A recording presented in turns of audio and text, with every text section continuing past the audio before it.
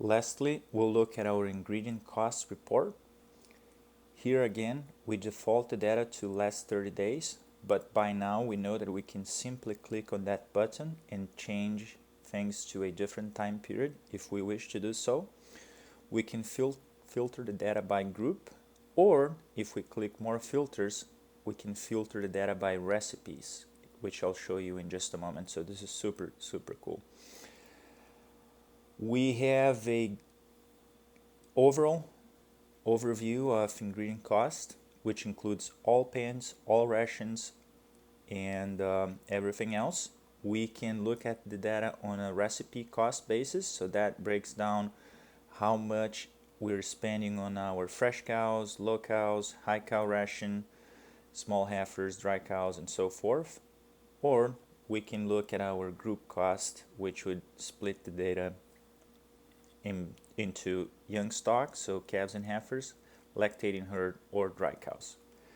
If I go back to our ingredient cost here, simply by clicking on the tabs at the top of the visual, we can see that by far the protein ingredient is the most expensive ingredient at this particular facility. We're spending 32% of our cash on our protein supplement. Some important KPIs. This is the total amount of money we spent from March 21st to April 20th, so last 30 days.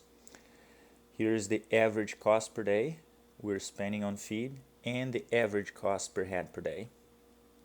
If we take a more detailed look at our ingredient cost breakdown data table, we'll see that for each ingredient we have a total cost, an average per day cost, as well as an average per head per day cost and the standard deviation, since we're looking at a 30-day time frame. We also show the highest day, the date that the cost was the highest, and the date that the cost was the lowest. If we then decide to take a more detailed look, one super cool thing is to filter by ration. So for example, I click more filters, and in this particular case I'm going to choose the high cow ration, apply that filter, and here we can see that within the high cow ration, protein supplement remains the most expensive ingredient, followed by corn and so forth.